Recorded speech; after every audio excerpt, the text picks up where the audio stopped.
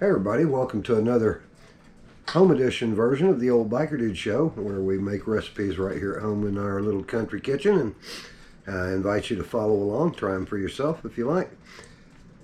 Here a few months ago, while I was at one of the campsites as I was traveling around this summer filming, I made a homemade fettuccine Alfredo from scratch there at the campsite, and it garnered the most amount of comment support of any video that I had all summer long from a cooking standpoint about any of my cooking recipes.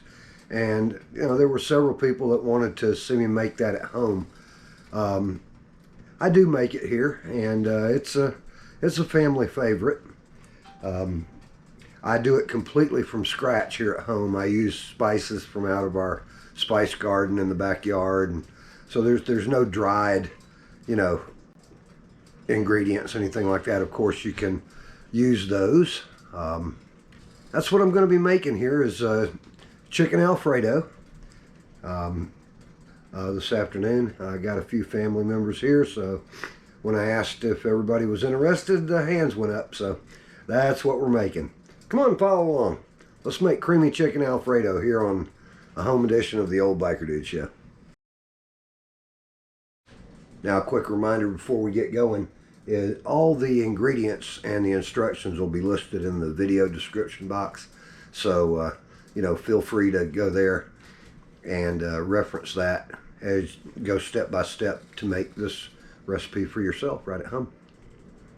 Now, the method I'm going to be using for this afternoon is the catch pot method, just like I would be doing a stew or soup or something like that. Here's my my Dutch oven catch pot, and I'm going to run through the ingredients and show you what they are real quick. First of all, I've already made up a batch of noodles that are going to go with everything. I'm going to be using Parmesan Reggiano cheese. I use it from a solid block and grate it myself.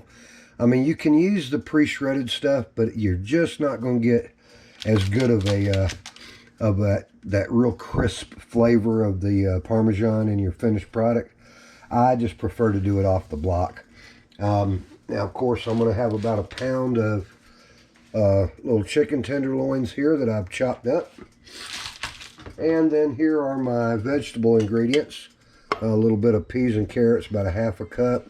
Here's my fresh oregano and thyme from out of the garden. I've got about a tablespoon of garlic, minced garlic. About a half a small onion. I'm not going to have a whole lot of onion in this afternoon.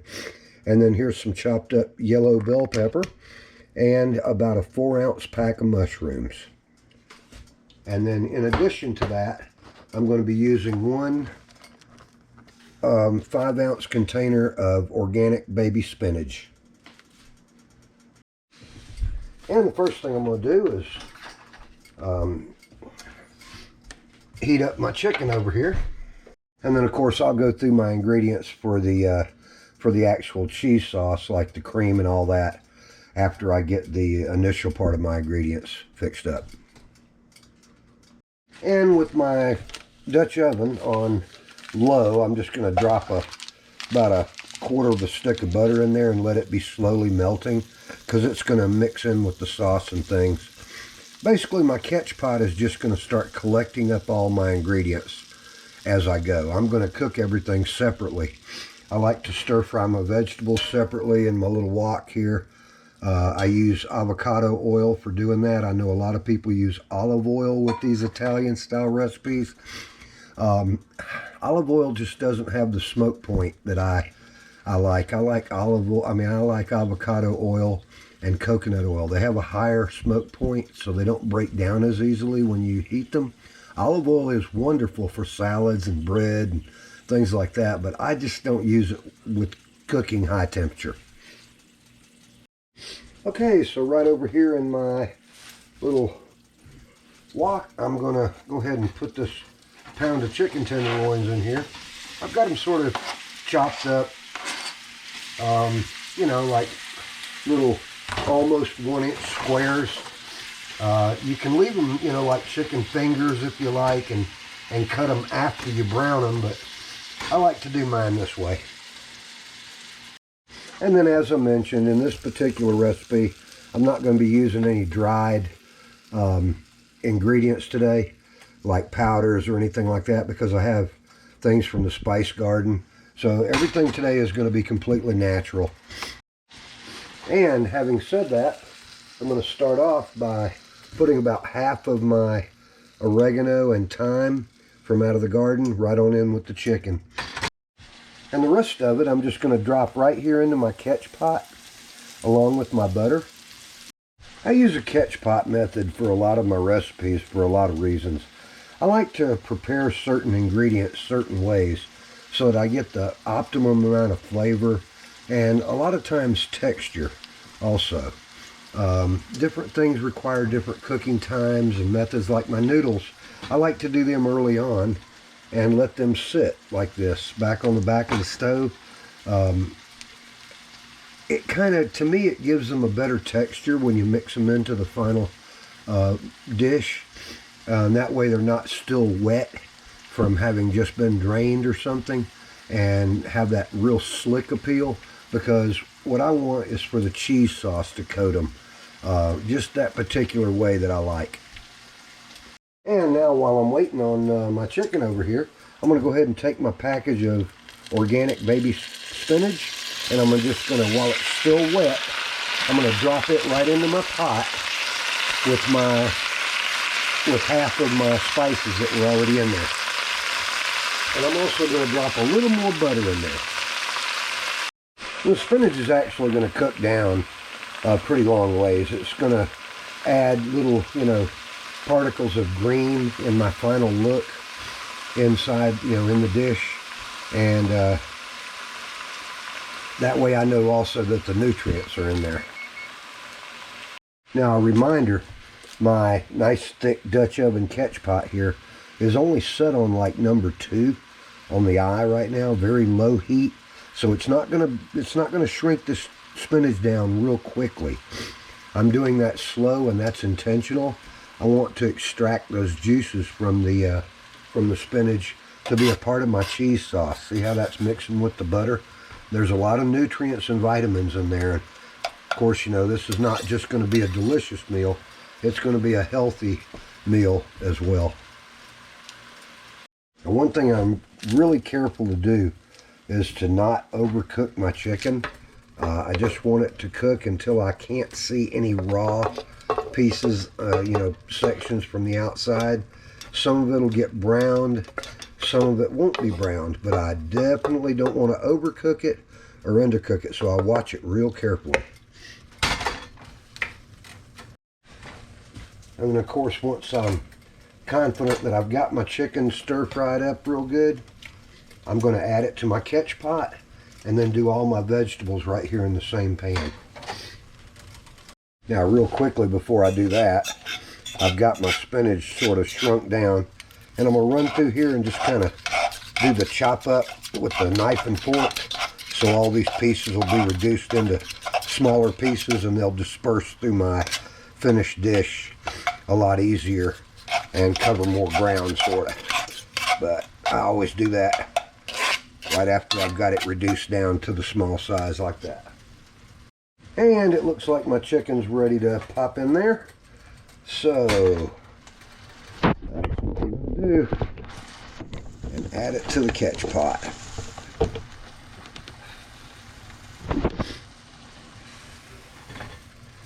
There we go, right there. And we'll pop a little bit more oil back in our little wok, and we'll be able to stir fry all of our vegetable ingredients that will end up in the final dish. Okay, got our pan nice and hot over here. Before I do anything, I'm going to stick my garlic back over here in my chicken and spinach, but I'm going to go ahead and put these mushrooms in here, because they're going to break down and take up a lot less area than that. And I'm also going to rake off my onions and yellow bell pepper in here. but I'm leaving my peas and carrots. They're going to be last.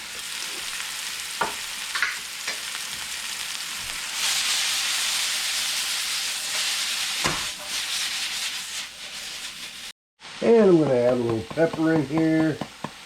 Give it just a little zing.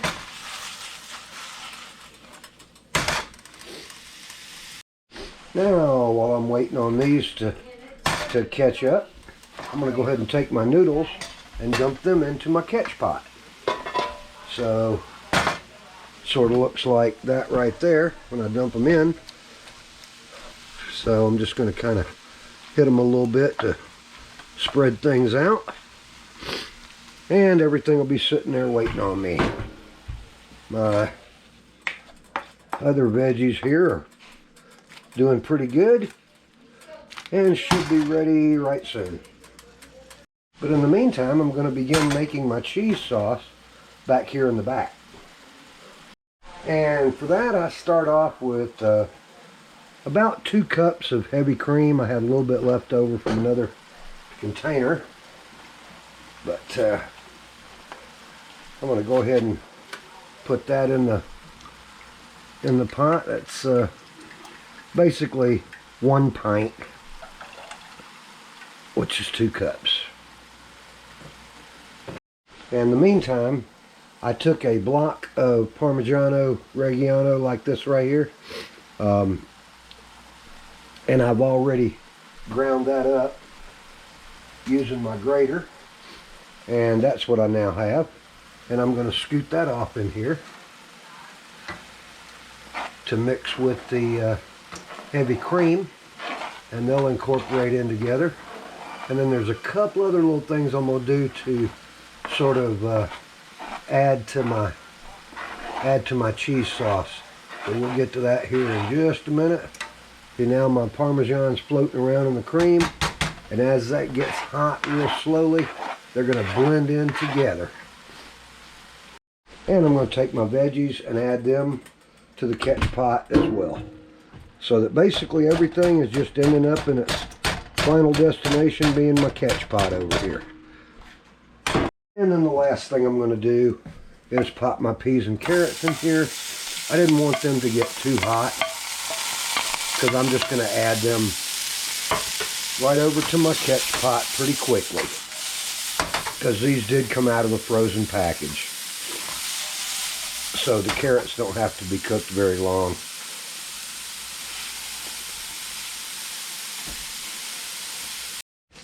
Now remember, I never turned my catch pot temperature up higher than 2. See back here? It's been sitting on 2 the whole time. So essentially all it was going to do was just keep warm anything that I put in here. So now I've got my chicken, spinach, vegetables, noodles, all in the catch pot, and all that's waiting on is my cheese sauce. Now I moved my cheese sauce up front where you can see. Now you have to stir this as it heats. Now that looks real thin right there, but I'm going to thicken that up here in just a second. I'll show you how I do that. What I did here was I took a little less than a half a stick of butter, and I'm going to take about what would be a 1/16 of a cup maybe of flour, and just kind of mix them together. Going to make a little bit of a thickening agent here, and just pour it right into my cheese sauce. Bring my cheese sauce back up front, and it will almost instantly start to thicken the sauce. See how the sauce kind of doesn't run off of there as quickly as it did a minute ago? And then I'm just going to add my sauce right to the pot over here in one swoop. I just bring it over and dump it right in. And I'm going to mix everything around so it coats everything evenly. And there's my 1 pot finished product of creamy chicken Alfredo. Got all the different ingredients incorporated throughout, nice little colors. Got the spinach, carrots, mushrooms are in there. This looks like it's going to be really good. And I hear everybody in there rustling to the table now. Oh, almost forgot to mention my beautiful homemade breadsticks. Well, folks, I sure hope you enjoyed following along on my creamy chicken Alfredo recipe here this afternoon. I'm going to have to speed out of here real quick because they're in there stomping on the floor waiting for it. But I sure do appreciate y'all watching. And if you would, you like the video, please click the like button, subscribe to the channel. You're welcome, invited to follow along as I make these recipes here on the home edition of the Old Biker Dude Show. And again, I sure like having you here. I enjoy making these. I love the comments I've been getting. Please keep them coming. I'll see you guys in the next video.